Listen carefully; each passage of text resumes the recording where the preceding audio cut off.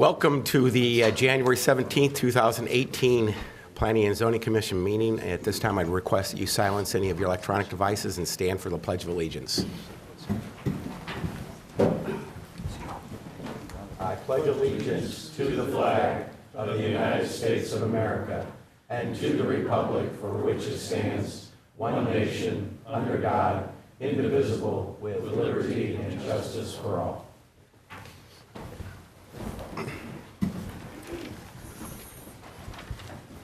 Applications heard during tonight's meeting will be voted on by the Planning and Zoning Commission. The Commission will then make a recommendation on the applications, which will be submitted to the St. Charles County Council for their final decision. The individual items and bills for this evening's applications are scheduled to be introduced at the Monday, February 12th, 2018 County Council meeting. The following documents are introduced as a matter of record for this evening's public hearing and regular meeting of the Planning and Zoning Commission. The Unified Development Ordinance of St. Charles County, including zoning maps. The year 2025 Master Plan for St. Charles County, which includes the year 2025 Future Land Use Plan map. Okay. So I'm going to request that we get a motion to open the meeting. So moved. Second. All in favor? Aye. Thank you. So a lot of you were here the last time, you know the routine on the speaking order, but there is another application tonight, so I'm going to explain it again. So what we do is we read the application into the record. We ask staff for recommendations on that application, and we have a chance to ask questions of the staff on that application. After that portion is closed, the commission can discuss a few things up here if they want to, but normally what we do is we bring the applicant up to present their application. After the applicant has spoke and presented their application, we open it up to the public. Anybody in the room can speak on the applications that are before us, for or against. We don't really limit the time that you can speak at the public portion, but we request that you try to keep it to three minutes. And I know last time we had a lot of people up here, and it took a long time for that meeting, so we're going to give you time. But if it's something that it's exactly the same, again, try to keep it as short as you can because we don't want to be here for 4 hours. So with that being said, after that's done, it's brought back up here and we have an opportunity to discuss it and ask questions additionally. We then bring up the applicant one more time. They can answer any of those questions from the public. If you do plan to speak, make sure you fill out a speaker's card and hand it to Sheila over here at this desk. After that portion is over, we bring it back to the commission and we have an opportunity to discuss it up here and also take a vote on it. So we're going to go ahead and get started. Our first applicant before us is, so this one's a little different because at our last meeting it was continued. The applicant has asked that it be tabled for this meeting, and in order to do that, somebody up here has to make a motion to table that, which we would then have to take a vote on. So is there anybody up here that wants to table this? Mr. Chairman, I'd like to make a motion that we table it. But we can't have discussion. We do the discussion after the motion, but I think that the applicant has, to get the best application process that comes forward, I think that we should give any applicant the time necessary to come up with a plan that makes sense. And if there's changes that they've listened to and heard from either us or the public, I think it's incumbent upon us to give them time to implement those changes. So Mr. Hazelwood. Mr. Chairman, we have somewhat the same language circumstance as we had back on December 20th. Right. The county's ordinance speaks to these public hearings being subject to being continued. There's no reference to them being tabled. So we continued it from December 20th to tonight, and we have received this request from the applicant to continue it from January the 17th to February the 21st. I think that may make some difference in your procedural handling of it. At least the difference between the term continue and the word table may call for us to make a clear record that we were continuing this to this month. and Right. then from this month to the next tabled. month. Yeah. The other Having thing heard I'd that, like then to I'll modify motion to a continuance rather than tabling. And I Thank you. appreciate that. I think that's in the county's best interest. The other thing I'd mention is there are some people who are probably here thinking that there was going to be some degree of activity this Right. evening. So And We could still have a public and hearing. you could still take that input, Sure, so. okay. Keith, what if we vote not to continue? Then presumably We'd have a meeting on it. you'd be having a different motion and reaching a resolution on whatever other motion comes forward. But if we vote now, can we still have the public hearing? Yes, even if we vote for this to be tabled, we could still open it, let the public speak on this, correct? And then just we can continue to have it open for next month. And still do it again next month, too. So it'd be 3 of these. Awesome. I think I'm following what you're asking, and If we vote, if we have a motion right now to continue, yes. if we get a second and we pass that, can we still have a public hearing We on should have that? the public hearing first. Or should we have it before we do that? I'm just If asking. the I continuation think- doesn't go down, well, can we make another motion to vote I think tonight? for the sake of the future record that may be critically scrutinized, Sure. I think you'd be better off, Continuing it? well, eventually, but I think you'd be better off if there is input to be taken this that evening, first. taking Okay. that input before you do continue it to February. So let's have discussion up here about that. Do you guys want to have a public hearing on it before we make a motion to continue? I personally, I think I've heard enough. I would like to take a vote tonight. So if there's some additional information. Well, right now, Gary, all we're talking I know about. about the yeah, motion. I do yeah. not want it to continue. So that would happen after we decide, if we decide to let the public speak, that would happen after that. So I think that's if where there's we're new at right now. information for the public, we'd be here to be willing to listen to that, so at least it's on the record. Mr. Yeah, I agree with Gary. Mr. Hazelwood, any suggestions on that? Roger? Okay, all right. There has been no second, so. I know, Yeah, I he know. can withdraw it for now if he wants to. I've indicated that I found the commission to be reasonable. It's Sure. Yeah. reasonable Okay. So do you want to withdraw for now? I can withdraw for now, but I will implore, I'm going to ask the rest of you guys to consider at least continuing it. The word did get out to a lot of people that it was going to be requested by the developer to be continued. And I think that perhaps there's people that we haven't heard from that thought we were going to continue it tonight anyway. So, and it's not like we're having special meetings or anything. Right. It's, we're here to hear what people have to say, both the developer side and the public side about development. Well, for me, I don't want to have 3 4-hour meetings either. And I think that that's probably what's going to happen if we decide to let the public speak right now and then talk about continuing until next month. We're going to have the same people. So for me, I'd rather just table this or continue it right now.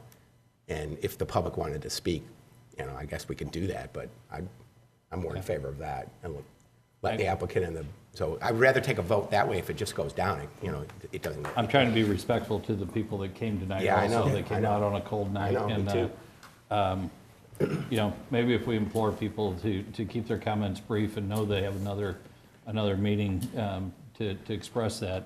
Yeah, but We don't have a packed house tonight. Yeah, but Mike, there's no guarantee of that. I mean, we could hold that public hearing right now, let them speak, and then we could vote at the end of it, and we don't continue it. And so then we have to take a vote on it. I thought the reason for this continuation, from what I read in the packet, was for a road study. It doesn't matter what it's for, I mean, that's what they indicated, but Right. it could be for other reasons. He's asked for it to be continued, and we normally do continue things, and while I'm not necessarily in favor of that, I'd like to get this meeting going. I understand applicants need time sometimes to answer the questions, too. Yeah, Over here, Craig. yeah. You have the gavel in your hand. We've heard a lot of stuff about the Okay. traffic out there. We've heard stuff about the going down the ridge and removing trees. We've heard about the habitat. We've heard about the sewage treatment plant down there, the effect on Nike and the neighboring houses around there. So if somebody does come up and give that information, please be brief and respectful, just like we've heard that. Thank you. So, we got a pretty good rash of opinions Yeah, up I'm here. just kind of looking around, I'm trying to judge noses here without actually doing. I'm going to actually withdraw my motion, and I'll just make that motion again after we hear briefly, hopefully from or as succinctly as possible from not only the developer, Mr. Goss, but also the concerned citizens. Okay. Thank you. So there's no motion right now. So right now, we're hearing it just like it was a brand new. We're hearing it like it just came off from the continued, from last week. is what we're going to do. So, Mr. Goss, In accordance with the Planning Commission's procedures, I am requesting that this hearing be continued. The so, reason that I'm requesting... I got to swear you in. Oh, sorry, Yeah, sorry. sorry about that. Do you swear to tell the truth and nothing but the truth? I do.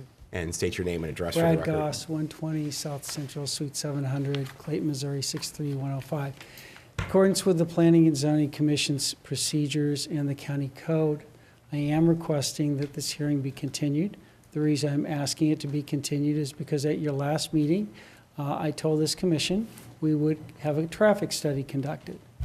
And in order to have the traffic study conducted, we had to first have a scoping meeting with the Missouri Department of Transportation, because they control the roads around the development. That scoping meeting cannot take place until about a week ago, because we also had to finalize our traffic consultant and then get on MoDOT's schedule. We also did not want to take traffic counts in the last week of December or first week of January, because our belief was that would not be normal traffic. So in order to come back with a traffic study that was accurate as they can be, we need to get that data now, which we're in the process of doing, so that we can come back on February 20th and present that information. We also have substantially modified this plan based upon the comments that were received at the last meeting. And I would present that at the public hearing, responsive to Nike, responsive to Duckett Creek, responsive to questions about lots, a number of lots, both multifamily and single family, so that the plan that we would present at the public hearing would be substantially changed, responsive to public comment. Okay, so Mr. Goss, just hold on just a second. Since he's going to probably talk for a little while. should No, we I'm just- done. Oh, That's it. That's why I'm asking for the continuance, because I Fine, want to it's give fine. you a plan Yeah. that's responsive to the comments. All right, great. Okay, I got you. Thank you. Thank you. I appreciate That's it. it. I was going to ask him if we should start read this into the record first, is what I was going to ask, not to stop you from talking. It's already in the record. Your standard stuff. It's already in the record. It's already in the record. So I don't have to, okay. All right, thank you, appreciate it. So I'm going to open it up to the public. Anybody in the room can still speak on this matter before we, at the end of this meeting, decide to go ahead and continue this one way or not. So if you want to speak, you can come up now at this point and speak on for or against this. And keep in mind, we did have this last month, and a lot of stuff was said. If you're new, or if it's going to be exactly the same thing, just keep that in mind that we've heard it already. So raise your right hand. You swear to tell the truth and nothing but the truth. I do. And state your name and address for the record. Janet Kobe, 300 Wolfram Road, Weldon Spring, Missouri. Go ahead, Janet. And this is something that no one, I think, has heard before. The residents of Weldon Spring have concern about the safety of their residential roads. The project,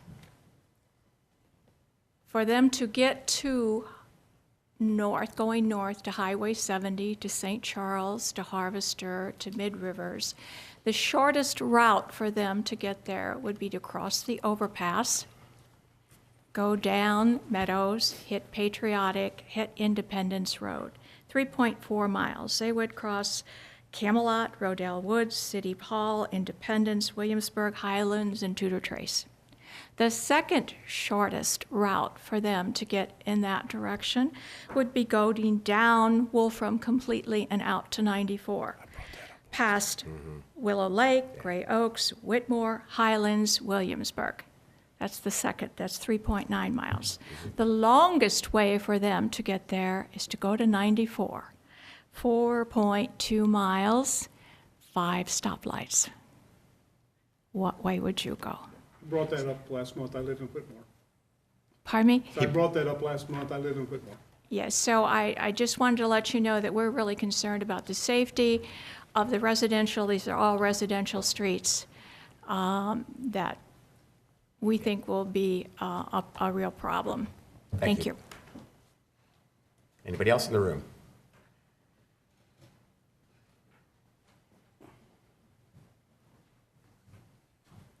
Raise your right hand. You swear to tell the truth and nothing but the truth.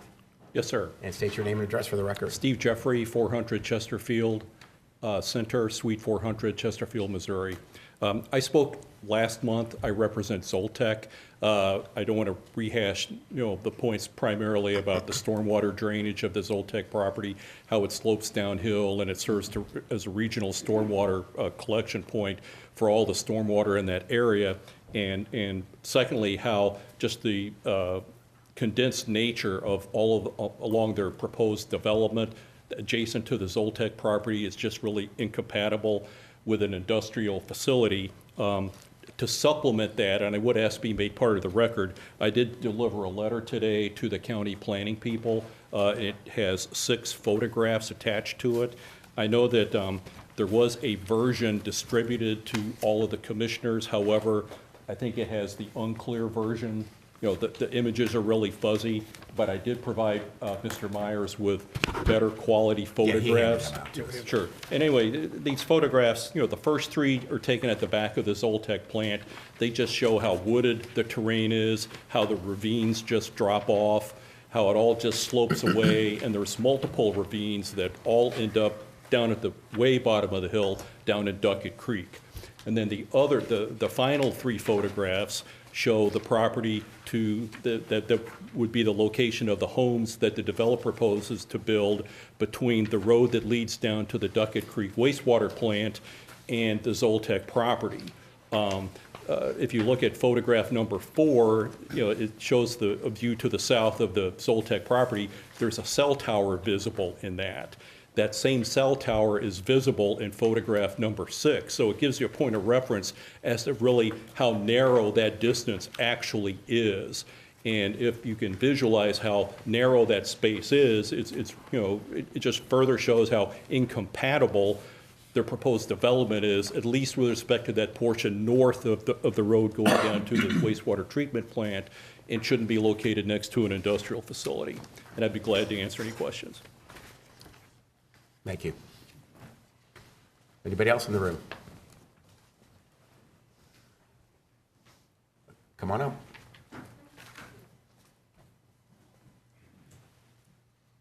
Hello, Raise your thanks for the right hand. Raise your right hand. Yes. You swear to tell the truth and nothing but the truth? I do. And state your name and address for the record. Karen Meyer, 12793 Parkway Estates Drive, that's St. Louis County. Okay, go ahead, And Karen. I'm here representing St. Louis Audubon. I don't believe anyone spoke last week. I was not here. We have about 3,000 members in the greater St. Louis area, St. Charles County. So regarding this housing unit, the Missouri Bluffs Golf Club, the society is concerned about the potential impact proposed on a variety of bird species that use the area, which are listed by the Missouri Department of Conservation as species of concern in their January 2017 checklist. So this area actually borders on an important bird area, and IBA's important bird areas are internationally recognized as landscapes that provide critical habitat for breeding, migrating, or overwintering birds that are at risk. In 2004, Missouri, several organizations identified Bush Weldon and Howell Conservation Complex as an IBA. So in the last 10 years, the complex, Bush Complex IBA, has been documented to support at least 275 bird species. And that's over 2/3 of the 400 species typically found across the entire state of Missouri. So that's pretty pretty interesting and pretty significant. So some of those species, in total, there are 6 that have been found regularly using the IBA, which are also on the MDC list of conservation concern. And these include the bald eagle, osprey, sharp-shinned hawk, and 3 warbler species, which include the cerulean warbler. And we just think that this area would possibly reduce their numbers or push these birds to another area. Should the commission decide to approve the project, we ask that preservation be especially focused on the southwest quadrant of the landscape, and I believe they promised to preserve about 185 acres of trees. So if that area south of Duckett Creek wastewater plant, it's the most remote and away from Research Park and the clubhouse.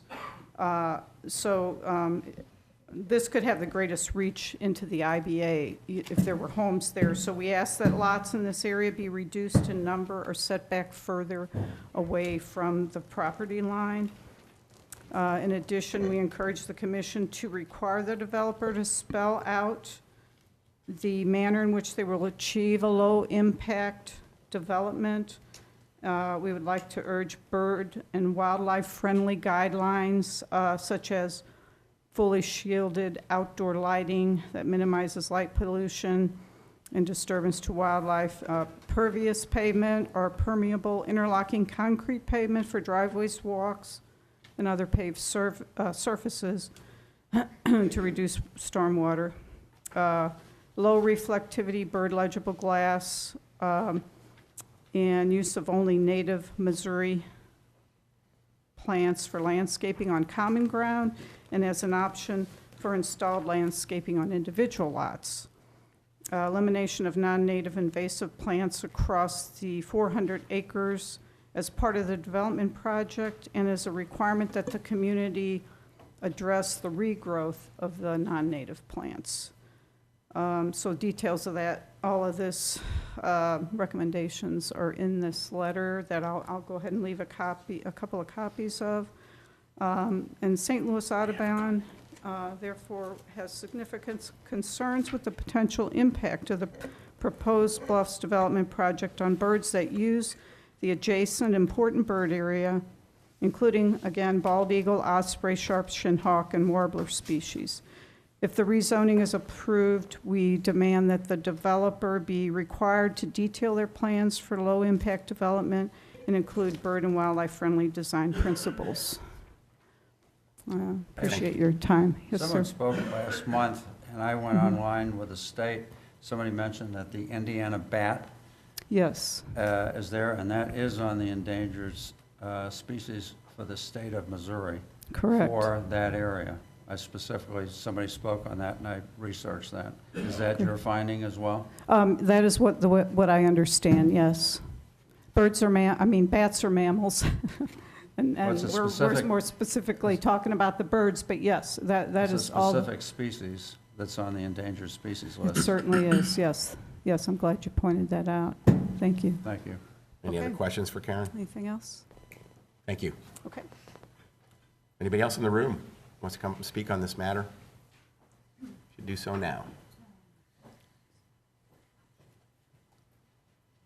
Raise your right hand. You swear to tell the truth and nothing but the truth.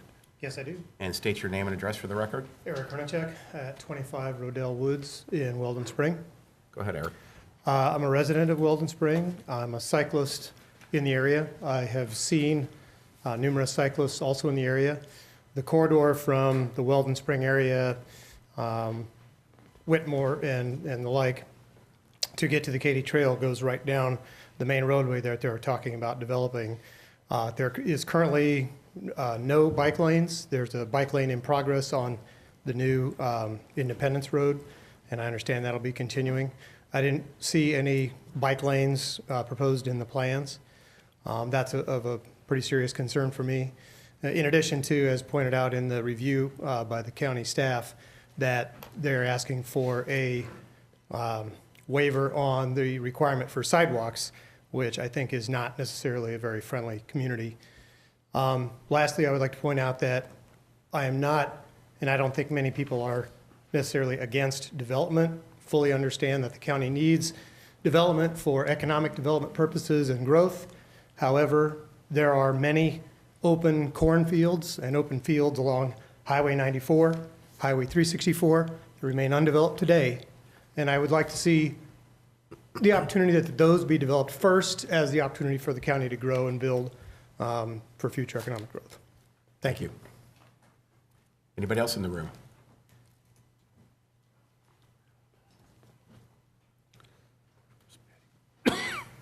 Just remember, if you don't hurry to the front, we close the meeting. So please, if you're going to speak, start coming up. Raise your right hand. You swear to tell the truth and nothing but the truth. I do. And state your name and address for the record. Betty Ann Kramer, 6312 Weldon Spring Road, Weldon Spring, Missouri. Go ahead, Betty. I submitted a letter, which I believe you all should have received, that summarized what I felt were the major points after that rather lengthy meeting of last month. I find it interesting to have million-dollar homes so near a major sewage treatment plant.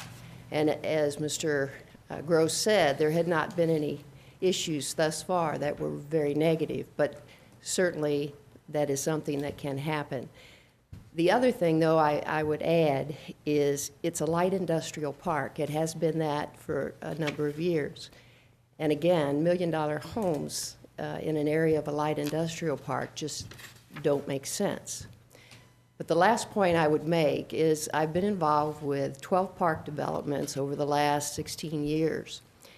And I can tell you that we had an engineering firm that convinced us that a very narrow road with no sidewalk would slow traffic and would also lend itself to a sauntering experience, if you will, through a park. And I can tell you that does not work. What happens when there's a paved area, and if it's a narrow area, people treat it as a trail, which means moms are out there with strollers, bicyclists are certainly on it, but we have the park, and it's Indian Camp Creek Park up north of Wentzville, and right now I know there's plans in the works to develop a trail parallel to that roadway. It's a narrow roadway meant to curb traffic, but it doesn't work. So I would just lend that to information for you because we had to install the speed signs, you know, that reflect how fast a vehicle's going. Rangers have had to patrol, issue tickets. But the most challenging thing are the bless their heart, the walkers. And many of them are moms with strollers. And they're 2 and 3 abreast, and there's traffic behind them. So just for that point, in a residential area, I think that would be a real concern, as well as the no parking issue or lack of parking. Again, these folks are going to have guests over, and that's not making sense. So there's multiple points to this proposal that just simply don't make sense. Thank you.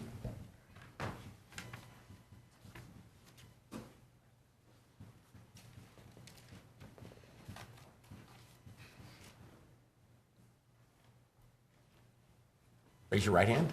You swear to tell the truth and nothing but the truth. Yes, I do. State your name and address for the record. My name is William Belko. I am a resident of O'Fallon, not far from where this proposed area is. Do you want the actual address? Yeah. 6915 Fieldstone Farms Drive. Okay. Go ahead, William. And I guarantee you have not heard this one at all. But it's in opposition not only to the development, but most importantly to the rezoning idea of this. I'm the executive director of the Missouri Humanities Council. It is a statewide nonprofit organization, offices in St. Louis, Kansas City, and Springfield. And we have one of our programs, heritage programs, is threatened by this because one of our premier programs is, and you may have heard of it, Missouri's German Heritage Corridor, which was our idea. Back in 2016, the legislature enacted legislation, the governor signed it in law, designating City of St. Louis and the 16 counties bordering the Missouri River as Missouri's German Heritage Corridor, which we will, behalf of our rich German heritage, of which I am, and if you look around in this room, there's a lot of German names. We are now undertaking a comprehensive interpretive plan, which will be completed this April, to have a 3-phase, 10-year implementation program that will go into the millions of dollars. So we're bringing in heritage tourism revenue, which far exceeds, I promise you, any property taxes you're going to get from any development or rezoning in that area. And this project endangers that because Highway 94 is the northern corridor. It is the artery of the Missouri's German Heritage Corridor. And it is the gateway, starting with Hamburg, which we are now planning a multi-$100,000 archaeological excavation and eventually interpretive plan for that. And this endangers that by shifting tourism to a different route, potentially 47, 19, things of that nature. So as soon as this came out, people approached me on that. Not only do I live over there by that off of Technology and K, there's a threat to heritage tourism dollars for St. Charles County immensely in this project, which is long-term. So it's not so much the development as the rezoning and the development that can come out of there, especially high density. And part of this German Heritage Corridor is based on what most people want in that area, and that is a conservation-oriented, more agrarian, what the German heritage was for us to interpret, for people to come to see. Recreational, from biking to birds. There's a lot of archaeological and historical features there that could be threatened by that. So on behalf of the Missouri Humanities Council, the entire statewide, and as a resident that lives nearby, we oppose any rezoning of this. Thank you. Need one of these?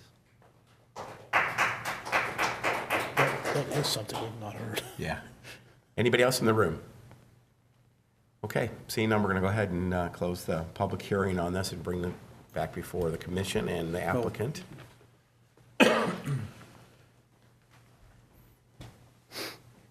Good luck. You didn't have to respond. Still asking for the extension. Yeah. The revised plan will show sidewalks throughout the development. Traffic study will detail all of the issues that people have raised in terms of traffic, which we need to present. We understand that. We have already provided voluntarily that the development will require native plantings, not only in the common ground, but on all of the properties as well. Certainly would welcome the opportunity to sit down with the Audubon Society and talk to them about other things. Didn't know that my organization, of which I am a member, would be here tonight. I am a member of the Audubon Society, so we're certainly sensitive to bird life and would be happy to talk to them. We want to have a quality development and that's what we've talked about in terms of preserving the area, not grading it, clear cutting it, et cetera. That's the whole point of this. And certainly would welcome the opportunity to talk to them. So a couple of comments, about 3 of the comments related to sidewalks, 1 of the comments related to streets. So we're going to deal with that. Yeah. We also are providing guest parking in excess of the county's code, as I think you're aware, and we'll have that again on the plan in more detail. So you're going to do that at the next meeting if you do the we study? will. Well, Okay. assuming that we're able to do that, which has kind of been the whole iterative process.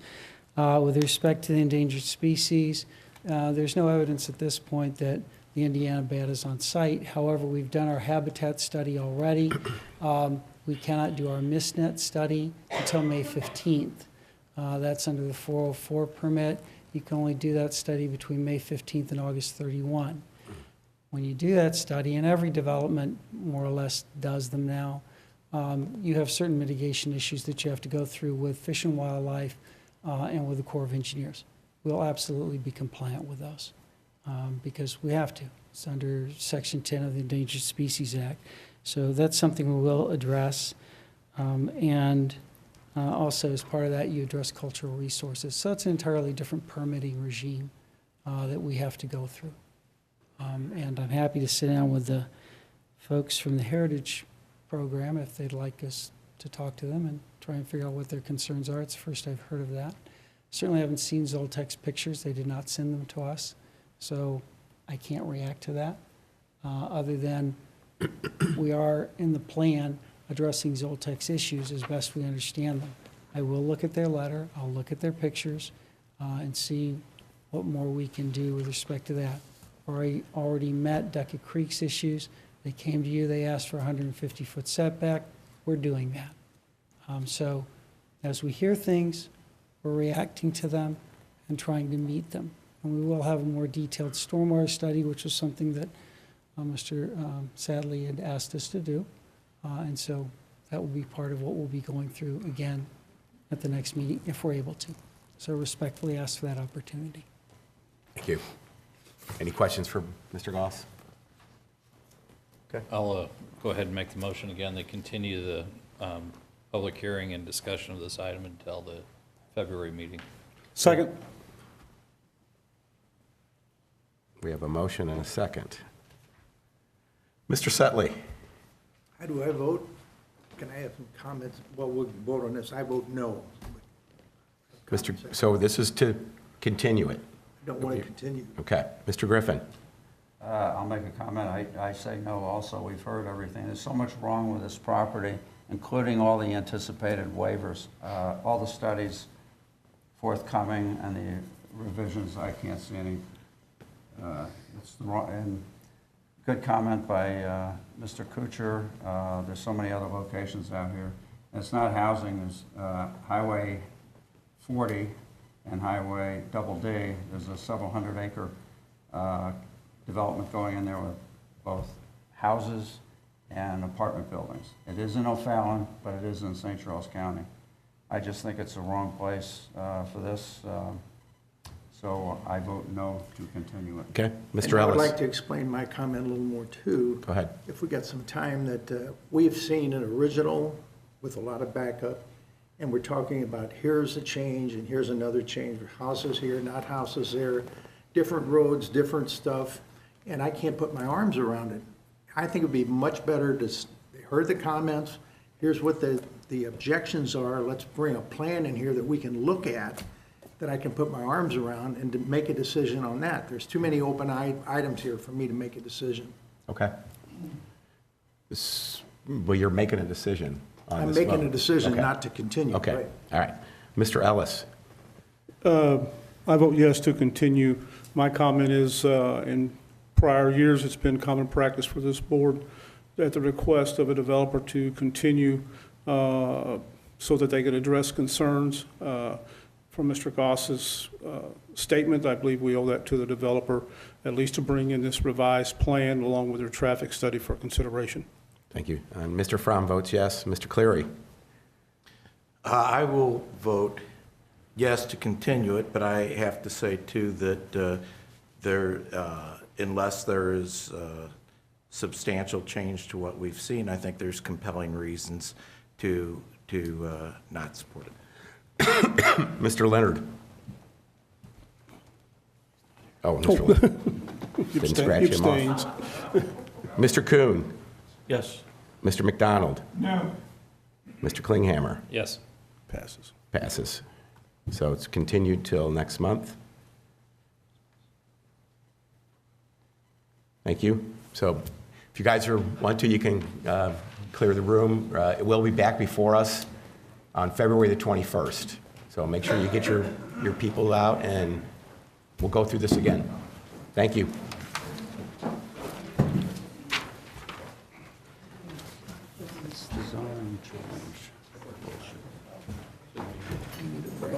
Mr. McBride's not here either. He's not here. How many people are not here? You're welcome.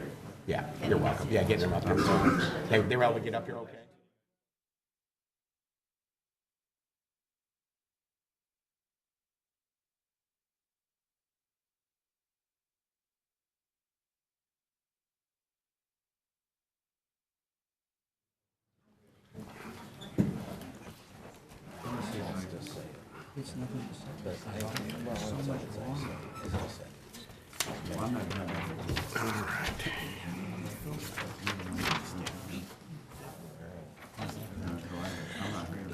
No, the new administrative procedure is only for conditional use purposes, and this is a straight zoning. I'm not going to be here to vote, but I'd like to find out from Keith if I can vote in I that had the sense. very same question. Okay, our next application before us is a conditional use permit. Conditional use permit applications will be heard tonight, and once the commission makes a recommendation, the applications will be scheduled to be introduced at the Monday, February 12, 2018 County Council meeting. Public comment will be taken tonight and at the council meeting on Monday, February 12, 2018. Public comment on the application will not be taken at any meeting of the county council held thereafter, so you only have one chance at the county council. All right. This is applicant CUP Conditional Use Permit 17-14. The owner is Defiance Ridge Vineyards, LLC. The applicant is Chuck Guillotine, manager of Defiance Ridge Vineyards, LLC. The use requested is buildings, structures, or open space for conducting weddings and or wedding receptions or other private parties and a winery. The property zoning is A, agricultural district with a floodway fringe overlay district, and the area is on 42 acres. The location is on the west side of the intersection of Highway 94 South and Darst Bottom Road near Defiance. It's in Council District 2. Staff? Thank you. You may know this property better as the Wine Country Gardens, and there's a name change, new ownership, and a different business plan. But the reason that's significant is because this has been operating for a number of years as a nursery and as a restaurant with conditional use permits for both, although the nursery use is now no longer active. So what's there now is a restaurant. There's already extensive infrastructure in place. And I should note also that in 2002, there was a winery conditional use permit issued for this property, although it was never made operational. So that's, that conditional use is no longer valid. The applicants are here for two things. One is for a conditional use permit for a winery, and second, to hold outdoor events. As we've seen before, whether it's weddings or other events. So in some ways, this is a request to renew, so to speak, an old winery conditional use permit. Technically, it's not a renewal. Technically, it's a whole new conditional use permit. But what I'm trying to say is that the infrastructure that's in place will be reused. And in fact, they don't see necessarily building additions or building anything new. They would reuse existing buildings, existing parking. In fact, their winery would be placed inside an existing building that's already there on site. What would change is that these outdoor events would be held on the patio, and through this conditional use permit, there would be a structure for how outdoor events would be held in terms of hours and its character and nature, whether it have amplified music or not. And those are things that you all can and should consider as part of your recommendation for a conditional use permit. The criteria for conditional use permits are already covered in your memo, and you'll see the analysis for that again in the staff memo. With that, staff is recommending approval of the two different conditional use permits subject to certain conditions as suggested, the 7 conditions suggested in the memo that you have before you.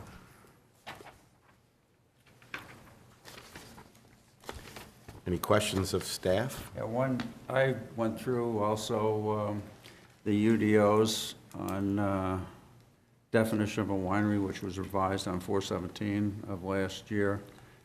And I read through everything. One of the conditions which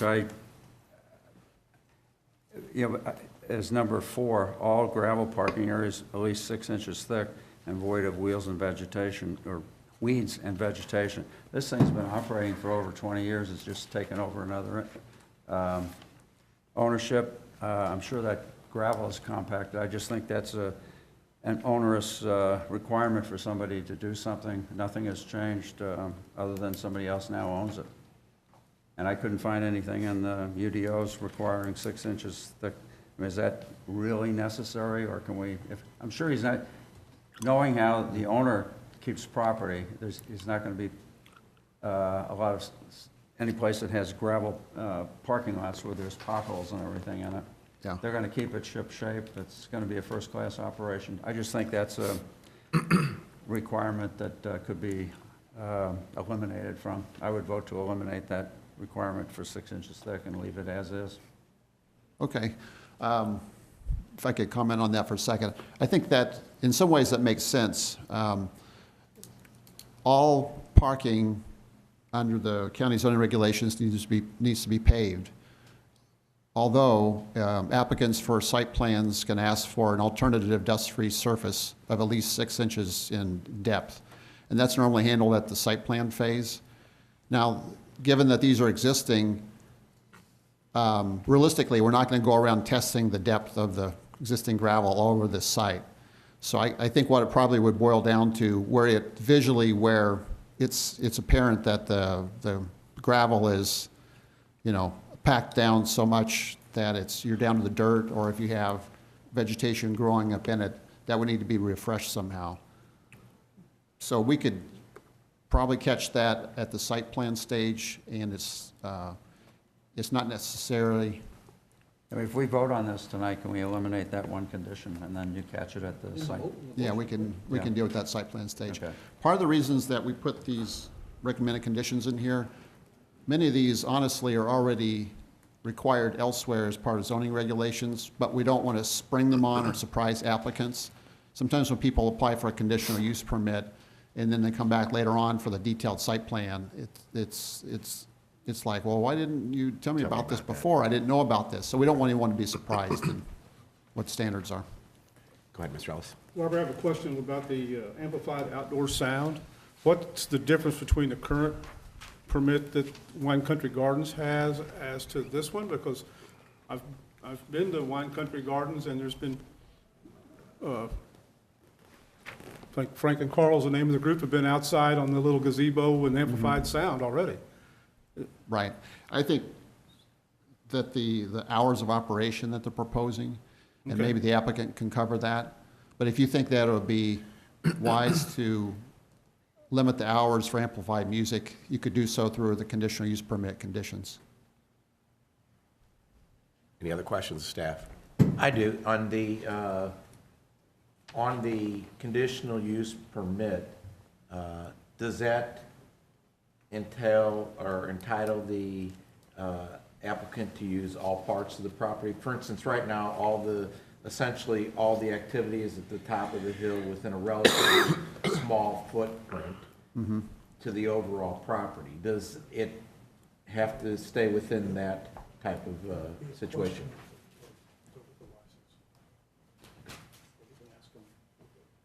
Okay. To my knowledge, they're proposing to have these outdoor events on the patio, and if they wanted to hold it elsewhere, they should probably cover that in their conditional use permit application. Okay, there you go. Any other questions? Seeing none, let's go ahead and bring the applicant back up to podium.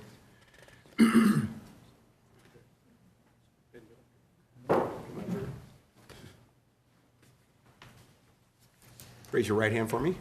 You swear to tell the truth and nothing but the truth. I do. And state your name and address for the record. My name is Drew Weber with the Hamilton Weber Law Firm. The address is 200 North 3rd Street, St. Charles, and I'm here on behalf of Defiance Ridge Vineyards, LLC, the owner of 2711 Highway 94 South. As Mr. Myers said, that is the Wine Country Gardens property that is now Defiance Ridge Vineyards.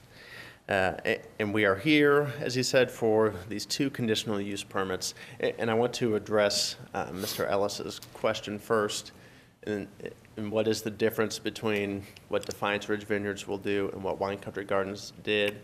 The only difference is there will be a winery on the property. The other use is continuing. Now, the zoning code, the UDO, requires that a conditional use permit be issued for a winery, and then, as you guys know probably better than me, you've had several changes to section 405.080 this year about wedding-type venues. And so in order to button up the use, so to speak, of holding weddings and special events, we talked with staff in the county counselor's office about adding to our conditional use permit application this request to hold special events. So it sounds like, Mr. Ellis, you've been to maybe special events at Wine Country Gardens. I know I have. I'm sure other people have. Mr. Griffin's birthday party. Well, the one other event, my wife and I spent 6 months, we raised a lot of money for Right on St. Louis, a charity, but we used the back area for the first Defiance Car Show, so we had 200 cars there. Yeah. We had horses, but it wasn't, somebody asked about where it was located. That event was out in the back in a pasture. Okay. Well, I don't know about the car show, but I know that other similar type events are going to continue, or at least the hope is that they will continue to be held on the property. So that's why we added that section to the conditional use permit application. So Defiance Ridge Vineyards is the new owner of the property, and so that's why the name has changed to Defiance Ridge Vineyards as opposed to Wine Country Gardens. They're going to continue the restaurant use on the property. There's grapes that have been grown on the property for a number of years, and so grapes are going to continue to be grown on the property, and then special events are going to continue to be held. As you can see here, for those of you who aren't familiar with the property, on the picture that I have up there, that is the main building where the restaurant and banquet area is held, and then there's a patio that you can see, actually a couple patio areas when the weather's nicer that you can sit outside for both the restaurant service and for special events. And then this is an over 40-acre property, so it's expansive and it's very scenic, and there's a lot of greenery. There's a pond, and I think there's a swan there all year, I guess, or at least during the warmer months. Here you see on the lower picture some more of the extended patio area. So it's a kind of upscale country rural feel. And then here you can see this is the top right picture is looking out from the building onto the patio area, and then the vineyard beyond, and then ultimately to the river valley. And then for special events that are held on the property, the bottom two pictures are kind of how the interior looks and how tables are typically set up. As Mr. Meyer said, the winery use is not going to add any new buildings. I've circled here in red on this picture the existing building where the wine making will actually be. The wine will use grapes that are currently grown on the property, as well as grapes that are grown on other properties in St. Charles County, and then some other grapes grown elsewhere. But the UDO requires that 50% of the grapes be grown in St. Charles County, and we're definitely going to exceed that requirement. And then wines produced on and off property will be sold at Defiance Ridge Vineyards. Now, here are a couple pictures of the vineyards as they exist now. The top right picture shows the existing vineyard, which is approximately 3.5 acres. The UDO requires that a winery have 5 acres of grapes. I'm not exactly sure why the prior owner planted 3.5 acres, other than maybe aesthetics. I know he didn't produce wine on the property. But so the 3.5 acres that are currently there are going to be used in wine production on the property. And there's approximately, there's over an acre of grapes on another winery in Defiance that the owners of Defiance Ridge Vineyards are going to use grapes from that property to produce wine. I know their plan as far as timing is the current 3.5 acres of grapes will be harvested in the fall and then eventually crushed and turned into wine on the property along with grapes from other properties. By the time that the current owners closed on this transaction, it was too late to be able to purchase additional vines to plant on the property to meet the 5-acre requirement. So they basically missed the cutoff to be able to plant in May of 2018. So the earliest that they can feasibly plant the additional grapes will be May in 2019 for then eventual harvest and production of wine from that additional acreage. So the plan is to have at least 5 acres of grapes on the property, but due to timing circumstances and the planting season practicalities, that planting will not occur until May of 2019. Now, the outdoor event space, again, Wine Country Gardens used the outdoor patio area to hold events for many years. And primarily, the gazebo is at the southern portion of the patio area that you can see in the top left picture. And if there is live music, it's frequently held in the gazebo area. Live or recorded music can also be played on the patio or gazebo area, as well as inside during special events. And so here, these pictures give you a good idea of what the patio area looks like. Now, because outdoor music is being played on the property, we wanted to address some concerns with noise issues. There are 2 residences in, I don't want to say close proximity because they're not, but within a quarter mile basically of the building, the main building on this property. The residence to the north is about 1,000 feet from the nearest point of the main building on this property. And then the closest residence to the south is over 1,100 feet away. And there are trees surrounding the Defiance Ridge Vineyards property on every side except the eastern side, which is the side that abuts Highway 94. And in addition, it's hard to tell from these pictures, but the gazebo area on the patio is kind of set downhill. So if you've been there, you know the gazebo is kind of lower than the patio rises. And then you have the actual building. Then on the other side of that building at a higher grade is and past the pond and past the trees is the residence to the north. By way of comparison, Sugar Creek Winery that you see on the left picture, their closest main building is only about 125 feet from the nearest residential structure. And the outdoor event area that you can see there is only about 200 feet from the closest residence. Then on the right-hand picture, Chandler Hill Winery is about 500 feet from 3 different residential structures. And both of those wineries hold outdoor events and have live music and weddings, and they're both significantly closer to residences than Defiance Ridge Vineyards. And here, Sugar Creek doesn't have any sort of trees or buffering between that neighboring residence, which the Defiance Ridge Vineyards property has. So we think the contours of the property help mitigate any potential spillover effect from the outdoor music. And lastly, I want to talk about parking a little bit.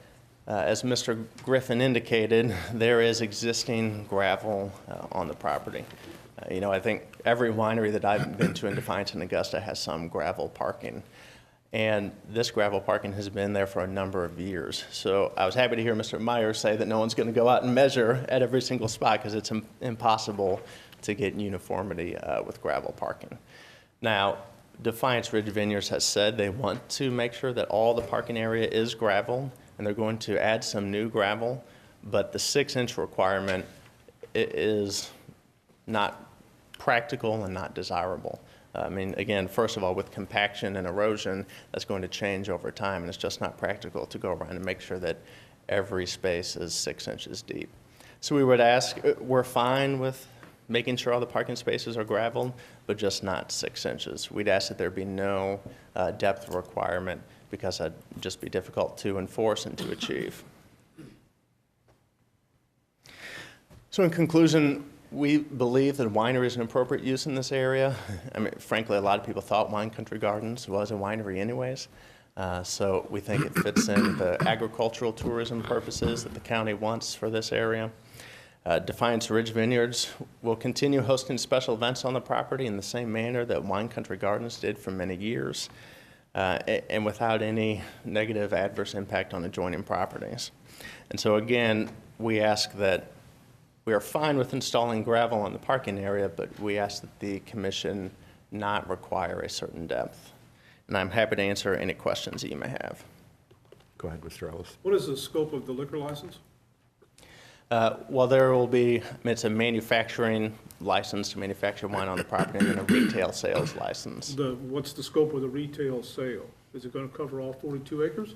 Or is it limited to the building, or is it limited to an area around the building? Well, the sale occurs in the building itself. True. Right. But how far can I take my beer or my wine away from the point of sale? That's the question. Right.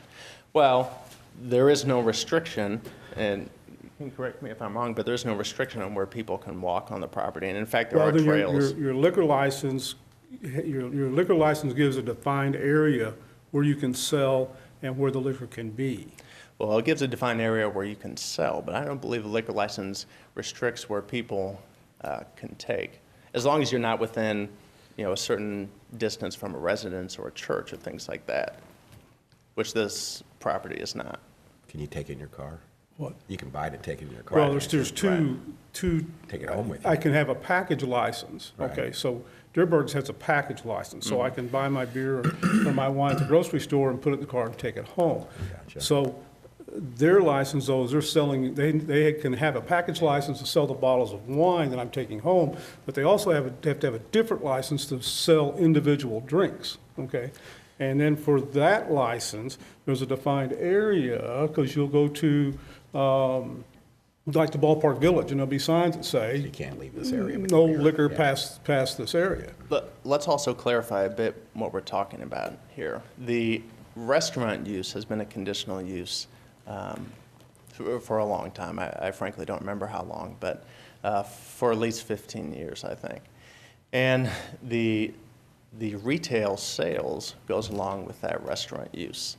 The only liquor-related use being proposed here is the winery, so the winery manufacturing. And so the manufacturing is only going to take place in that shed. So the question of the liquor license for the retail sales, that relates to the restaurant, which is already granted a conditional use on the property and isn't. Well, but the before liquor commission. license is going to have to be transferred to one of the current owners.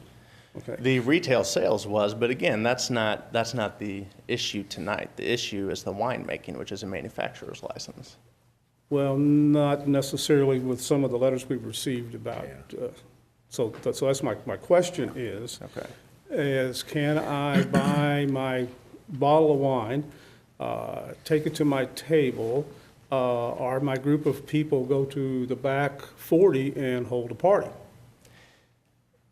And have amplified music until 11 p.m. The amplified music only occurs in the patio area or the gazebo area. Whatever people do with wine that they buy on the property is no different than when it was Wine Country Gardens as compared to what it is now and as what is allowed in any other winery.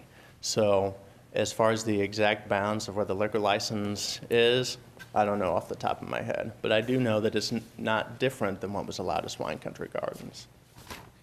And again, that's the retail sales, and we're here tonight for the manufacturing of wine. Well, you're here for a new conditional use permit, which includes For a all winery. these- We all still these have issues. the restaurant conditional use permit, which is what the retail sales is for.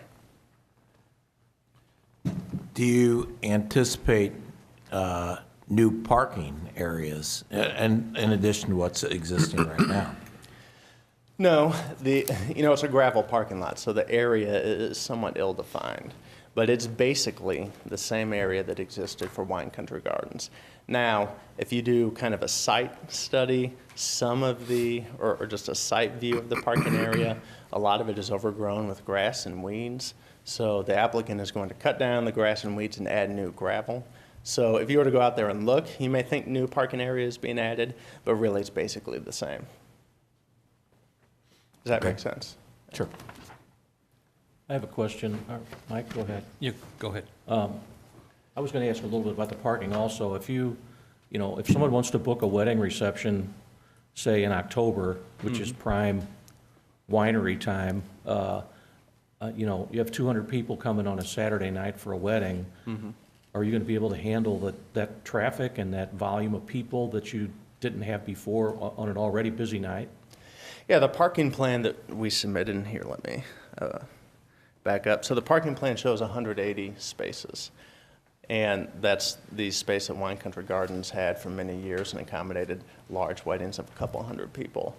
To our knowledge, there haven't been complaints about traffic leaving the winery. Certainly, to our knowledge, no complaints from the police of accidents or anything. So the property was able to handle that traffic for many years, and we think it'll continue to do so. And not all weddings or not all special events are that massive either. Right. Well, I'm just saying, if you have an additional 200 people show up from what you already would have on a Saturday night, It's at different times. The normal operating hours of what I'll call the restaurant use would typically end around 5 o'clock, whereas the wedding receptions, would typically start about 6 o'clock. So there's a different, it wouldn't be 200 additional people. It would be kind of a replacement for the normal visitors that day. Does that make sense? Yeah. Yeah. One of the concerns that I have is that we've had a rash of new wedding venues in this immediate area, and the staff helped me out on this, because it got confusing about where we allow the music. And my recollection is that we told the new venues that were coming online that they had to contain the music to inside of the structure. I know that, and I, like a lot of other people, have been to events there, and the music is outside, and it hasn't been a problem. But I'm trying to, I believe government's role is to make it fair and level playing fields. So I'm trying to find a way to rationalize this with what we told the new people. We've got to do the same thing for the old people, unless we come up with some sort of guideline that if the music is X number of feet away from another structure, we don't have that rule right now. So, Robert, help me out here. What have we been telling the new venues that have come online? Robert, this has come up before along the Mississippi River, some of the names on the Duck Club and some of the rest of that. And I was sitting on the commission and I referred what they do at the Lake of the Ozarks, where they have a big party place and a patio. All music at 10 o'clock has to go inside. That's what they rule at the Lake of the Ozarks. And that's what we drafted for one of the marinas, or two of the marinas, along the Mississippi down off 94. Yeah, because You can have patio music, but when it's 10 o'clock at night, bring it inside. And of the wedding venues we've had in the last, say, 6 months, the only one that I remember that's been inside was the one at St. Peter's Howell Road in Maclay. And that was because that was right in a neighborhood, yeah. Didn't we do the same thing for that one that was a petting farm first? And Well, I think we did. I think the council member's correct on that one, too. That was the Bartow, I think, was that applicant's name. Right. And I'm pretty sure that, at least at the council level, there wound up being a condition that the music had to be indoors. And there was no time really, the music had to be indoors. Right. Whether it was 4 p.m. in the afternoon or 9 p.m. in the evening. Now, I was here at the Planning and Zoning Commission and County Council meetings this summer for some of these wedding event issues. And my recollection of those properties is they were dealing with smaller parcels with a lot more residences. This is a parcel that's over 42 acres. And so I pointed out that the building is 1,000 feet or more from the closest residences, which are only a few residences. But the actual patio space is farther than 1,000 feet because it doesn't extend the whole length of the building. Right. So you're almost talking a quarter mile away. There's very few places that have any sort of commercial development in the county that don't have anyone else within a quarter mile. I agree with that, and on this case, I'm not trying to eliminate music here. I'm really not. I'm just trying to come up with what should our guideline be? Should it be, great, you can have outdoor music if it's 700 feet from my house or from 1,000 feet, I just feel like we should have some stated guideline of what it is, because we can't tell one venue you have to be inside, and then say okay to other venues that might already be in existence. Right. But you can't say okay to other ones unless we say it's within some geographic distance from another structure. The county does have, obviously, noise regulations for noise offenses, and certainly, a provision in the UDO or something relating to a set distance for outdoor music, might be appropriate. I guess I'll defer to Mr. County Councilor here on that. But as it stands right now, the code doesn't have any requirement that outdoor music be a certain distance from any sort of structure or residence. And this is something that's been taking place on this property for many years. It is. Mr. Meyer. The one thing that's happened since we met last time was the code has changed as well. Previously, we had something called rural recreational activity, which included weddings, but the definition of that was a facility that da-da-da-da-da-da-da. Well, facility was such a problematic term that the wording was changed. Because, for instance, there might be situations where you want to hold weddings indoors or under tents or outdoors. You see what I'm saying?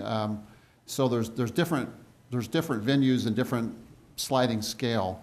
And so the wording now is a lot more flexible to take into account the possibility that, for instance, it might be on a site where there's a shelter but without walls, or might be underneath some sort of a sturdy tent or something like that, or might be outdoors. My recollection is that some of the wedding venues that were approved earlier was that the weddings could be conducted in outdoors or indoors, but the receptions had to be held indoors. That was my recollection for one of them that was approved previously. But I don't think it necessarily, this is my recollection, it didn't necessarily say that the music had to be indoors, it just said that the receptions were going to be indoors, and that's how that was dealt with. But since that time, the wording has become more flexible. One would have, I don't want to get too crazy about this, but Yeah. if your wedding's indoors, your music isn't going to be outdoors. I mean, if your reception is indoors, you're not going to have the band out in the back. I mean, it just, right. Common sense would say that they would be indoors also. Right, and that's how the use was, my recollection was that the use was placed indoors because that's where the music is going to be, and so you're going to deal with it that way.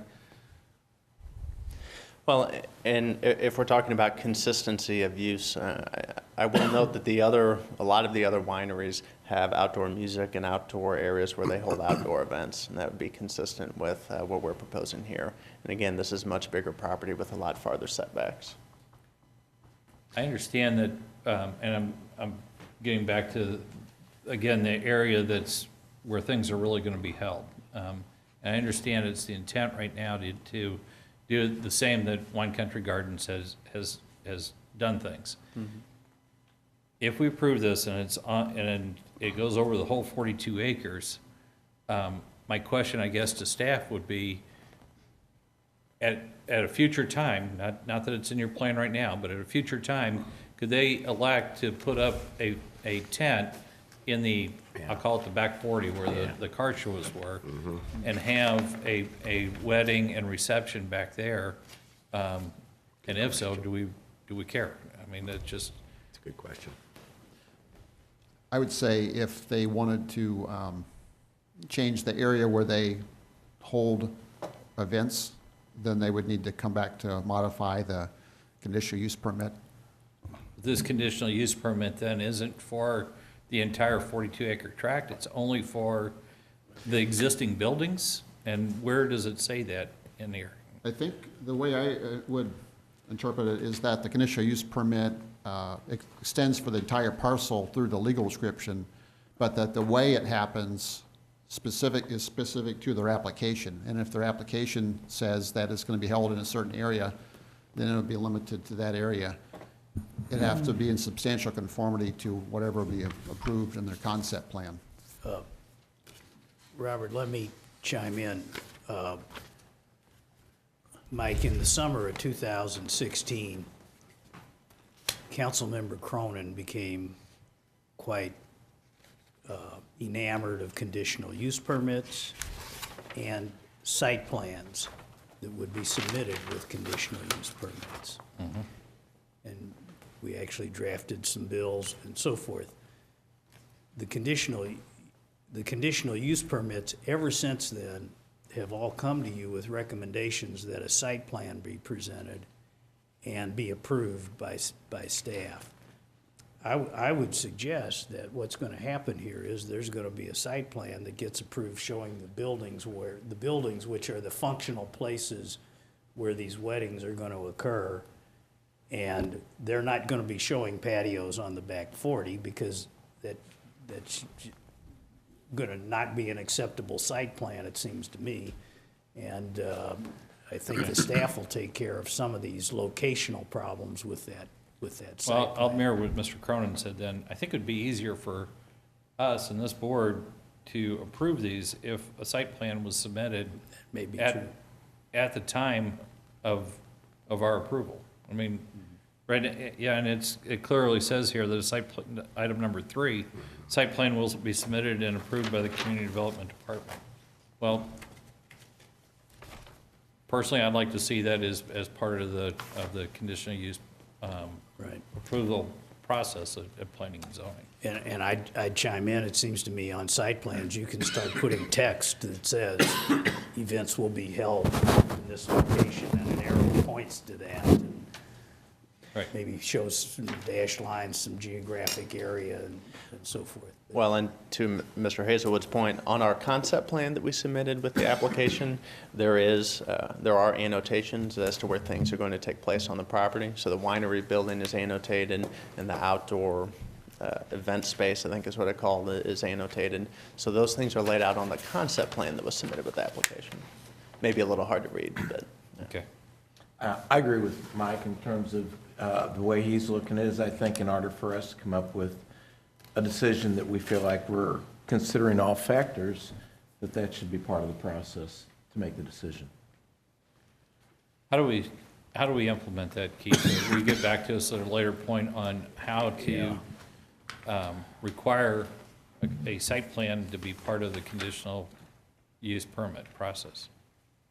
In your packet, there's an Alta survey, and the way I had understood it is this would be their concept plan. And Last page. you could review it, and if you feel like there's more information needed. Okay. And You can address that. And to Mike's point, number 3 under recommendations, it's still going to go before the Community Development Department, correct? On your recommendation, number 3, which Right. which Mr. Klinghammer pointed out, it's still going to come before you. Yeah, there's a concept plan typically submitted with the conditional use permit, and that application, that's more general. And then when a site plan, that's more specific, more rigorous, it's engineered, architectural. Those are the detailed drawings that could be approved administratively. That would have to be in conformance with any approved concept plan. Drew, when it comes to the county council, get us one that we can read, okay? And then it'll be fine. I have an electronic copy that I can blow up on the big ones I can deliver to All right, I'm the a few council years members. older than you are, and this is hard to read. Yeah. Thank you. Any other questions for the applicant or staff? Seeing none, thank you. All righty. We're going to go ahead and open it up to the public. If there's anybody in the room that wants to speak on this matter, you can come forward now.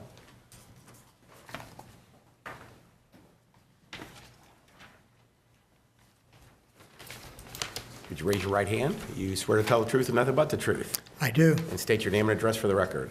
My name is Paul Lorena, and I live at 85 Holden Road, Defiance, Missouri. I am the resident to the north. Appreciate you giving me this opportunity to have say something to you. My family and my parents' family purchased the property next to 2711 South Highway 94 in 1993. At the time, that property was a private farm. Single person lived there, single man lived there, just had the property. It was very dilapidated. When the owners of Wine Country Garden purchased that property, we met them, became friends with them, and they told us of their plans to have a nursery there, grow hostas, grow plants, and that was their plan at first. And that sounded great. It was nice, So and then they had a little bit of restaurant, very small restaurant, and then it developed into a little bit more of a restaurant with these wedding events. And then they expanded once, expanded a second time, and you saw the pictures of how long that building is there.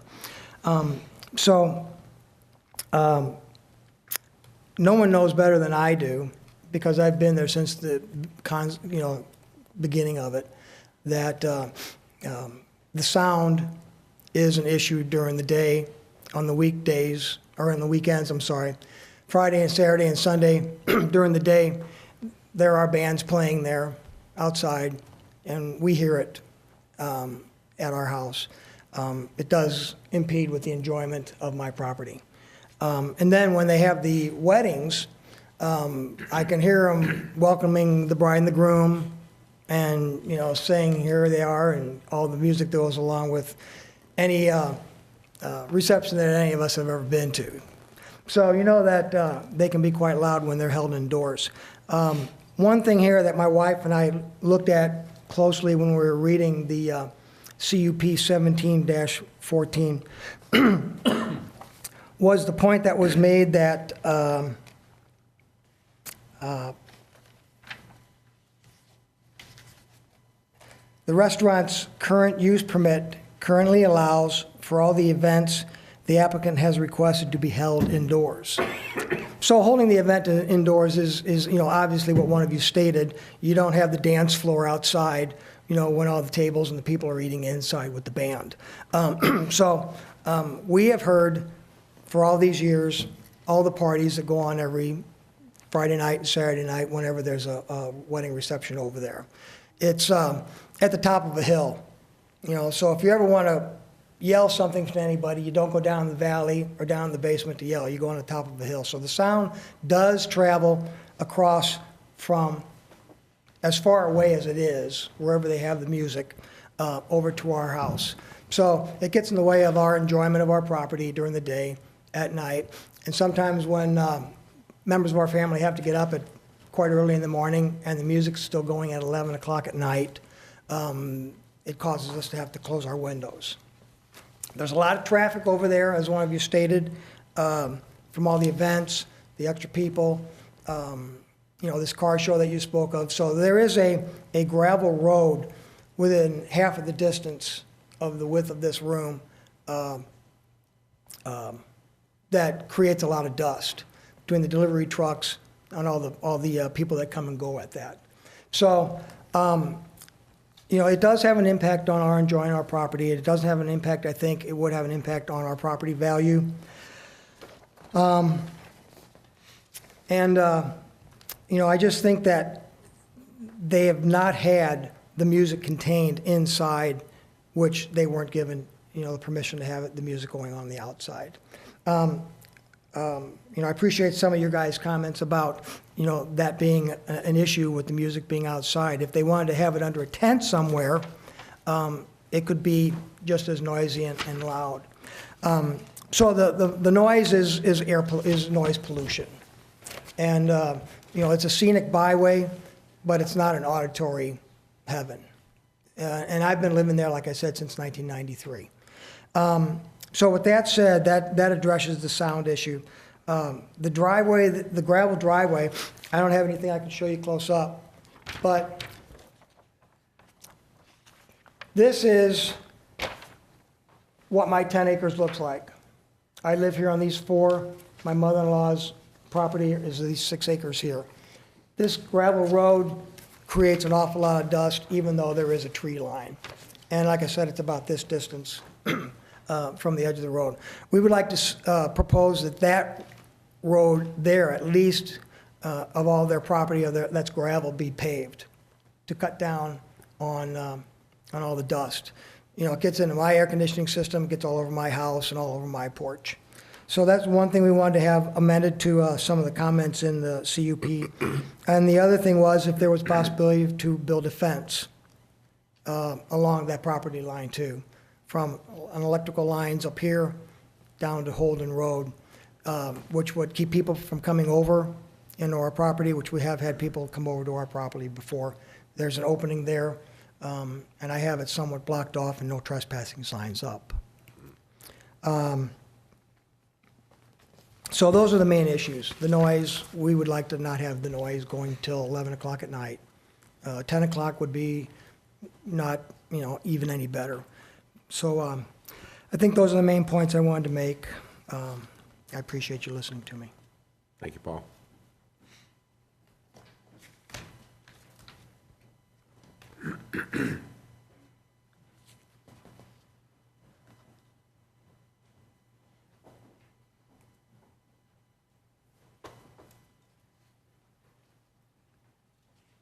Raise your right hand.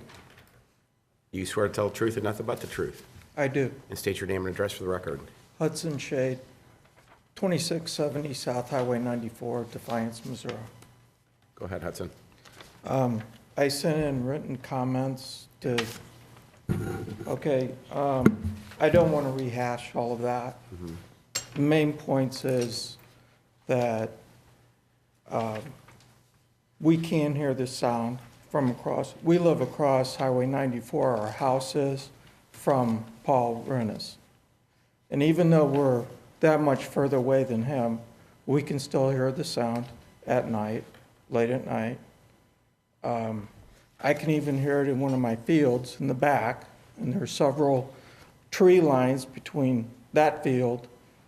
There's the highway and Wine Country Gardens. The applicant's representative mentioned about Sugar Creek, that there's a residential structure real close to the winery.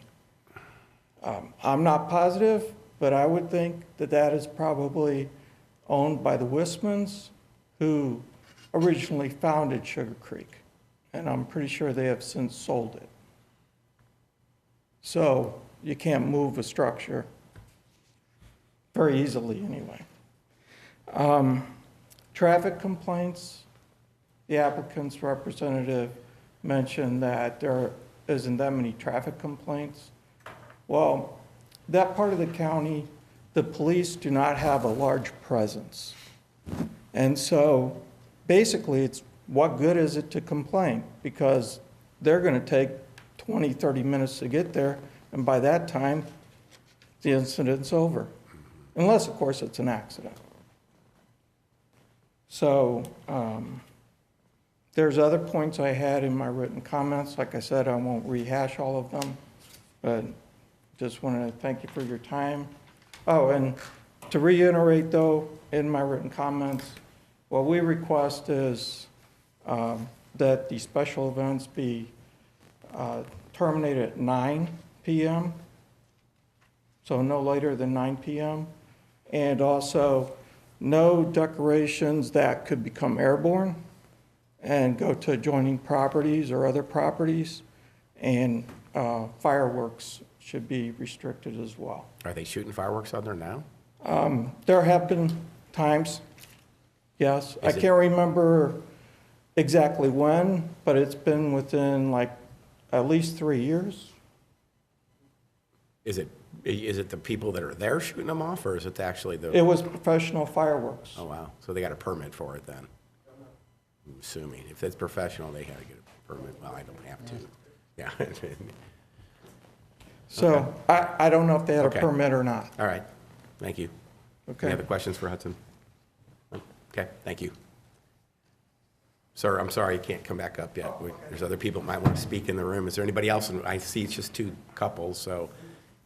I don't know if I'm allowed to speak. You can speak, sure. You got to fill out a card. Just take it with you. Do it afterwards.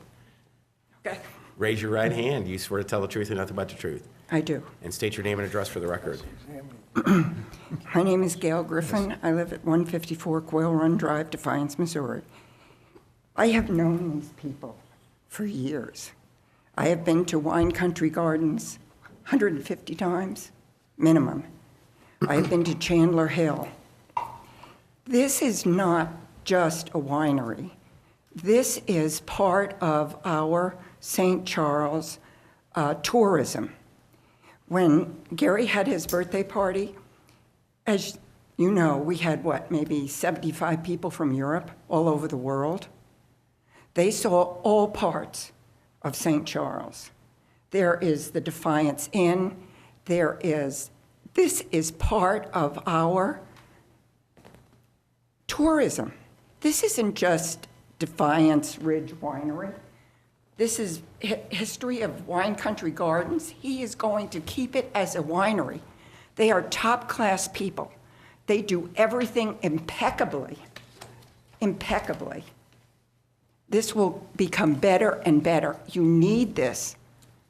And what happens on there, he is bringing in a winery to make wine from there. That only brings more people in to this area. if you are looking for revenue or whatever it is, Chuck Gillantine will bring in even more than what came in with Wine Country Gardens. It's going to be a class act. But what you have to look at is Wine Country Garden existed, and Gary and I have known them since they had a tent out in the back with cans of soda poured into white wine. It has evolved and has become such an important part of our tourism in this area in District 2. It's part of Defiance. It's one of the biggest parts of Defiance. And the way it is not going to be run any differently than what it was before. It's quality. And this is important for people to come there and to come from all over St. Louis County into this area for the music, for everything. That is important to our tourism beyond all means in this county. And this is an important thing, that it's going to become a winery and produce its own wines. And who knows what could come of this? How do we know that Chuck Wagner from California doesn't come in here and then everything gets better? You have to look ahead, and the small things of people being upset because of noise, that's been going on for 20 years when Wine Country Gardens was there. So all of a sudden it isn't. Chuck Gillantine is going to make a quality product. And that's all I have to say. I'm sorry. Thank you. So the public hearing, it looks like we've heard from Drew. You want to come back up and address some of their concerns? Yes. With respect to the noise, I'd like to say we don't have any knowledge of any noise complaint being filed or submitted by the neighbors. I sent letters to the neighbors to the north, Mr. Renna and I guess his mother-in-law, inviting them to reach out to us with any concerns, and never heard back from them. If we're concerned about consistency, eliminating the ability to have outdoor music at Defiance Ridge Vineyards would be the only winery that I'm familiar of in St. Charles County that would have that restriction. All the other wineries that I'm familiar with have outdoor music and have outdoor music during their special events. Now, maybe for some of these other event venues that may not be the case, but for the wineries, that is the case. So from a consistency standpoint, keeping the use as is would be consistent. And then the concerns about traffic, I'm not sure I understand. I mean, this property abuts Highway 94, which is the biggest road in that area. So if the concern is that Highway 94 can't handle the current traffic that's been used at Wine Country Gardens for decades, I'm not sure how to address that, because the traffic will remain the same.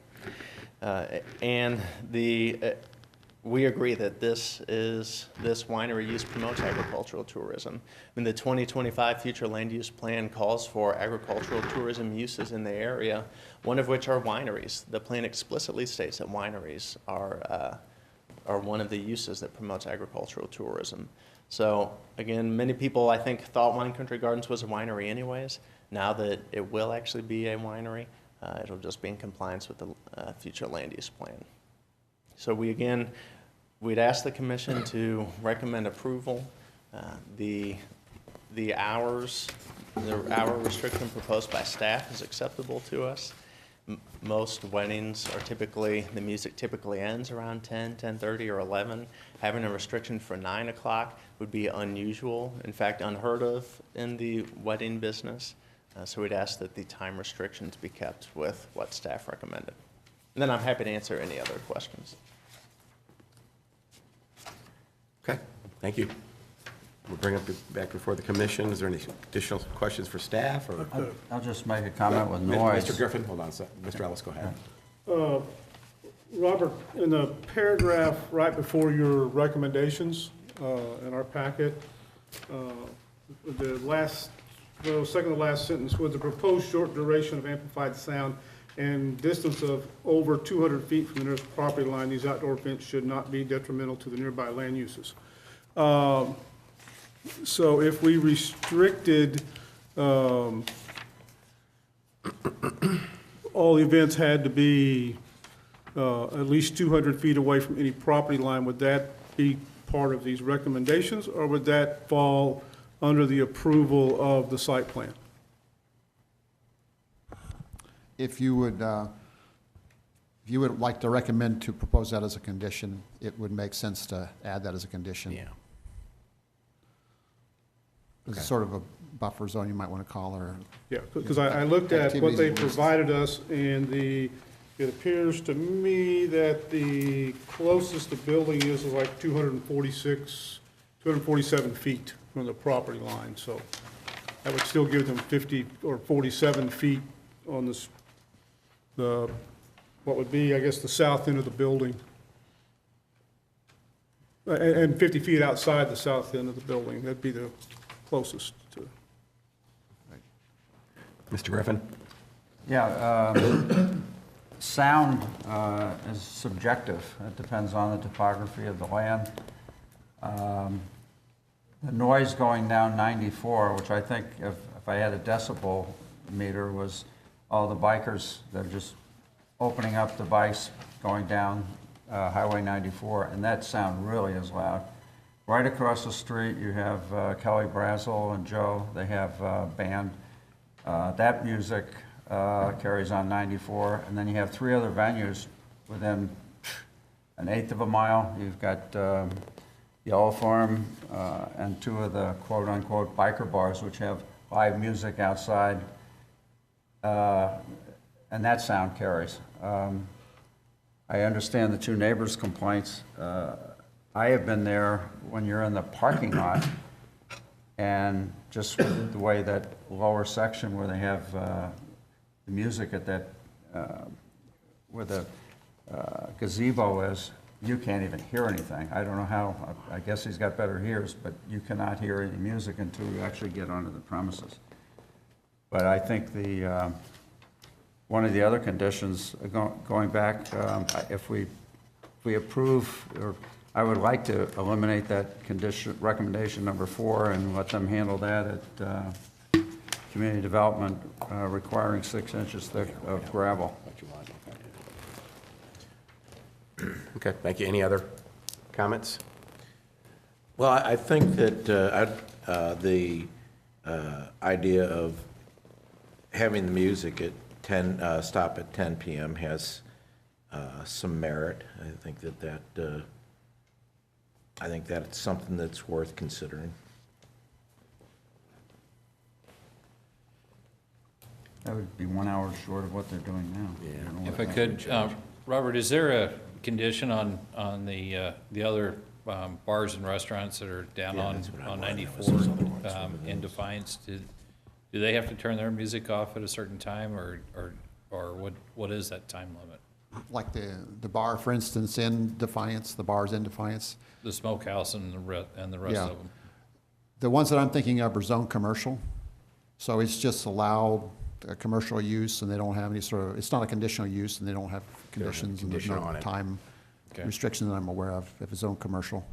Yeah, and they're a whole lot closer to Makes other sense. residential properties than this one is, so I'm okay with the 11 o'clock myself. I am too. Okay, so any other comments? So we're going to make some changes to the conditional, or the recommendations. Mr. Chairman, I move that we approve CUP 17-14 to include staff recommendations 1, 2, 3, 5, 6, 7 as presented, and to include a recommendation that says all outside events with or without amplified sound are to be at least 200 feet from the nearest property line. I'll second that.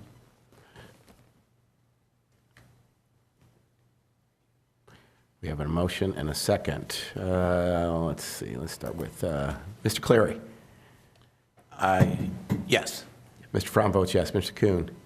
Yes. Mr. McDonald? Yes. Mr. Klinghammer? Yes.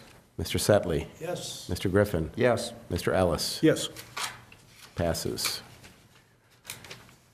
Remember, you have an opportunity to go before the county council, and that is on, if I remember correctly, Can't remember the date. Have to find my paperwork. On February the 12th on this too. Thank you. Okay. No plats. Approval of the December 20th, 2017 regular meeting minutes. Can I get a motion on that? So moved. And a second. Any deletions or adds to it? All in favor say aye. Aye. Opposed, same sign. Passes. So now we have election of officers. I recommend we continue with the same group of officers for the year 2018. Second. Someone's going to get hurt. All in favor, say aye. Well, I'm going to make a motion, in addition to that, to add people to it. You can put us on there if you want. How would you recommend we do it, one at a time? Yeah. Okay. So we're not going to do the slate. I would like to do it individually. So I'm going to nominate Mr. Ellis for the Commissioner Chair. Is there any other nominations for the Chair? I nominate Mr. Fromm. Oh, wow. I'll second Mr. Fromm. I'll second Mr. Ellis. Okay, we have a motion and a second on both of them. So how do I vote this?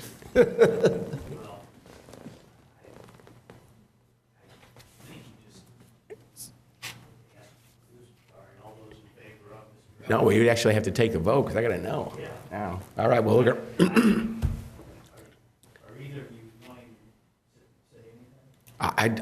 it's time for me to move away from being the chair, and Mr. Ellis needs to be the chair. I think that the current legal environment that we're currently under, and some of the things that are becoming before us, we need some legal representation at the commission chair also. While I can do some of that, I think Mr. Ellis is a little bit more prepared for that than I am. So that'll help this commission run a little bit better. So that's, from my side of it, I think that's really important. And especially with the conditional use permit changes and who knows what else is coming down the pike, we need to get these things done right. And you can see how much scrutiny we've had recently on us. Okay, well, so that's not much of a stump speech there. Mr. Ellis, do you have a better speech than that one? No. Mr. Ellis has agreed that he would do it. Oh, okay, all right. He has agreed. I've spoken with him, and he would agree to do it. So, all right. Let's just go down the road here. Mr. McDonald, who would you like to be chair? Let's do it that way. Mr. Ellis. Vote for Mr. Ellis. Mr. Klinghammer. Mr. Ellis. Mr. Setley. Mr. Ellis. You guys are pains in the ass. Mr. Griffin. Mr. Ellis. You guys are just pains in the butt. Well, Craig, you've done a great job. And Thank you, Mr. Cleary. The answer is yes, Mr. Ellis. Kuhn, how do you vote? Mr. Ellis. Thank you. So I think we're going to have Mr. Ellis be chair. Thank you very much. So we have a new secretary. So now we need to do our vice chair, and I'm going to nominate Mr. Cleary for that. I second the motion. We have a motion and a second. All in favor? Or is there anybody else who wants to nominate somebody first? Let's do that. Good. All in favor of Mr. Cleary, say aye. Aye. Opposed? Mr. Cleary passes. Now for Commission Secretary, I nominate Mr. Kuhn. Mr. Kuhn has been nominated by Mr. Ellis. I second that. Anybody else want to nominate somebody? Gail? Thank you. We No. Does the secretary do anything? He does. He signs a lot of stuff. Okay. Signs a lot of stuff. We have to be available. Just have to bring a pen every week. So everybody in favor of Mr. Kuhn, say aye. Aye. And opposed, motion carries. Thank you, gentlemen. I really have enjoyed being chairman. I really have. It's been a good learning experience for me, even though I've done a couple of these stints in other places, not necessarily for planning and zoning, but this one, last couple of years, has been quite a couple of years, wouldn't you gentlemen say? I know you guys have been here when some of those meetings were really, really long. I've been here 15 years. I was the chairman 6 years, and I know you get tired of it after a while. Yeah. So I think we should do this more too. So every 2 years, this should happen. There should be a rotation, and Mr. Ellis is a good choice for this next 2-year process. So thank you, gentlemen. All right, a motion to adjourn. So moved. Second. All in favor? Aye. Thank you. And you guys have been great too, by the way. You've served well. Yes. I think that's.